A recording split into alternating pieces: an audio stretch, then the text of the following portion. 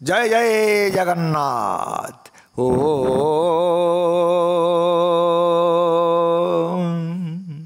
आजिर आलोचना हस उपरे।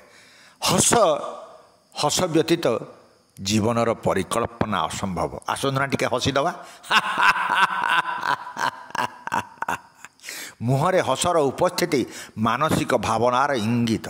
हस हस मुखमंडलर सौंदर्य बढ़ाए जेपरि विस्तीर्ण उद्यान रे छोट फूल पटाड़ीटीए।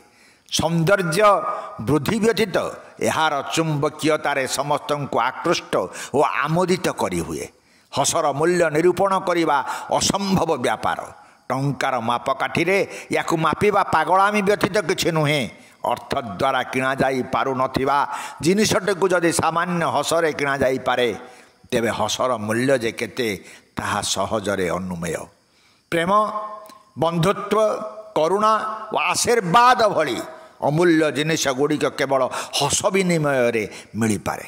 हस एक कला। अन्यान्य कला तुलन में यह अपेक्षाकृत सुलभ। जाति, धर्म, वर्ण, लिंग निर्विशेष प्रत्येक व्यक्ति पाई हस भगवानंकर एक अनवद्य दान।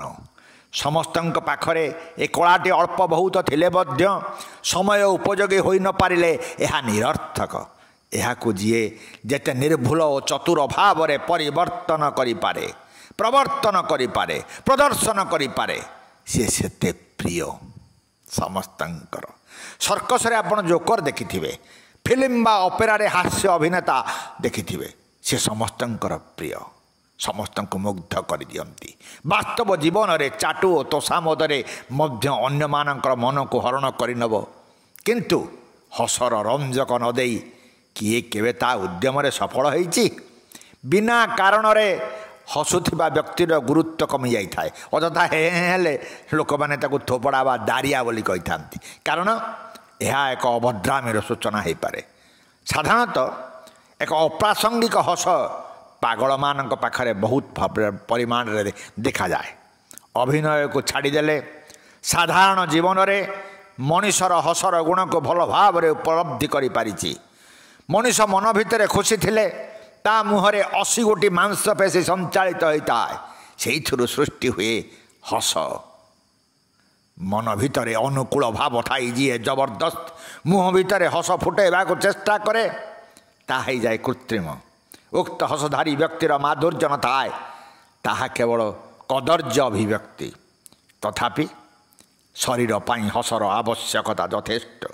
हसिले शरीर मध्यरे रासायनिक प्रक्रिया सृष्टि हुए एवं अन्यान्य रासायनिक भली फिनाइल आमीन बोली गोटे द्रव्य सृष्टि हुए जहाँ आमको सुस्थ रखे, दीर्घजीवी कराए।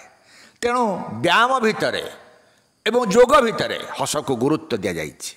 अमेरिकार वैज्ञानिक माने मनुष्य को प्रफुल्ल और सुस्थ रखापी नाइट्रोस ऑक्साइड युक्त एक लाफिंग गैस प्रस्तुत कले, जहाँ को देले लोक हसी उठे, खाली हस करे, हसी हुए, हसकुरी हो जाए। क्षत जेमिति वीर शरीर अलंकार से भली हस आम मानकर अलंकार हेबा आवश्यक। हसर प्रकार भेद अच्छी। विद्रूप हस, विकटाल हस, रसिक हस, विभत्स हस, तात्सल्य हस, निष्कपट हस, मुरुकी हस, कुटिल हस, विभिन्न प्रकार। शिशुटी की देखिले निष्कपट हसरे निरीहता केमिति कुटी आसुची। असुर पिशाच मानकर विकटाल विभत्स हस मनरे भय सृष्टि कला बेले आपण देखिले रसिक नागर श्रीकृष्ण केमती हसरे 16 सहस्र गोपी को प्रेम फासरे आबद्ध करदेले। किशोरीटीर मुरुगी हसरे किशोरर सर्वांगरे आवेगरे विद्युत प्रवाहित हो जाए। यही जन्म निये प्रेम परी दुर्लभ जिनिस। तात्सल्य हस भितर आत्मगोपन करिथाए कूढ़ कूढ़ गर्व अहंकार। विद्रूप हस व्यक्ति को लज्जित उत्तेजित करि पकाए। दुर्योधनर द्रौपदी प्रति विद्रूप हस एवं द्रौपदी दुर्योधन प्रति विद्रूप हस ये हूँ महाभारत युद्धर कारण। मोनालिसार हस ବିଶ୍ୱବାସୀଙ୍କ ପାଇଁ ଆଶ୍ଚର୍ଯ୍ୟ। ହସ ହସ ସହଜାତ ପ୍ରବୃତ୍ତି। ହସ ନଥିଲେ କାନ୍ଦ ନଥାନ୍ତା, କାନ୍ଦ ନଥିଲେ ହସ ନଥାନ୍ତା। ଉଭୟ ପରସ୍ପରର ପରିପୂରକ। ଯେପରି ଆଲୋକ ଆଉ ଅନ୍ଧାର, ଆଲୋକର ଉପସ୍ଥିତିରେ ଅନ୍ଧାରର ଅପସାରିତ ହେଲା ଭଳି ହସର ମୁହ୍ୟମାନ ଦୃଶ୍ୟମାନ ଦୁଃଖର ପରିସମାପ୍ତି କରିଦିଏ। ଗ୍ରୀକ୍ ଦାର୍ଶନିକ ସକ୍ରେଟିସ୍ କହିଥିଲେ ହସ ହିଁ ସର୍ବଶ୍ରେଷ୍ଠ। ଏପରିକି ମୃତ୍ୟୁ ପାଇଁ ବିଷ ଦେଲା ବେଳେ ସେ ହସି ହସି ବିଷ ପାନ କରିଥିଲେ।